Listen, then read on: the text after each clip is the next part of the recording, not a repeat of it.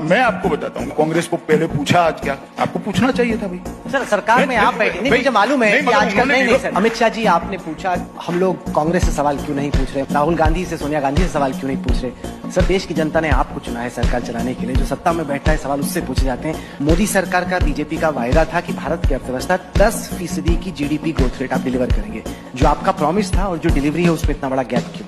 Private investment की जो दर है वो 16 साल के अपने न्यूनतम पे है। आप एक्सपोर्ट्स को देखिए वो डिक्लाइन कर रहे हैं। कोई भी ऐसा आंकड़ा नहीं इसमें लग रहा है कि इस सरकार में इकोनॉमी बहुत तेजी से ग्रो कर। आप डंके की चोट पे पहले कहा करते थे, आपकी पार्टी का हर प्रवक्ता कहा करता था कि दुनिया की सबसे तेज रफ्तार से विकास करने वाली अर्थव्यवस्था भारत है। आज की तारीख में इजिप्ट, फिलीपींस, यहाँ तक कि बांग्लादेश हमसे तेज रफ्तार से ग्रो कर रहा है। देखिए राहुल जी, आप कुरेज कर सारी बातें पूछेंगे। जो समस्या है बेरोजगारी की वो तो अभी लोगों को सामना करना पड़ा, क्योंकि वो जो नया डेटा आया वो तो कहता है कि 45 साल में जो अनएम्प्लॉयमेंट है वो अपने मैक्सिमम पर है इस वक्त। ऐसा है, आप थोड़े सवाल बचा कर रखो। ऐसा क्यों होता है सर कि जिन लोगों के खिलाफ इन्वेस्टिगेशन हो रहा है वो लोग हैं जो कि बीजेपी के विरोध में खड़े हैं। महिलाओं के खिलाफ अपराध की घटनाएं हो रही हैं, कि जहां पर सब कुछ स्पष्ट हो वहां पर एक महिला को बार बार उसी बलात्कार का सामना न करना पड़े। आप मुझे इतने सवाल पूछ रहे हो, कांग्रेस को क्या चाल चरित्र चेहरे की जरूरत नहीं है? आप कांग्रेस पार्टी को क्यों इतना सॉफ्ट हो जाती है आपकी चैनल? मेरी तो समझ में नहीं। पूरे दिन में कभी भी एक भी सवाल नहीं पूछा, फिर आपके सवाल की लिस्ट में वो आएंगे नहीं, कहीं पर भी सवाल नहीं। बता दो, चलो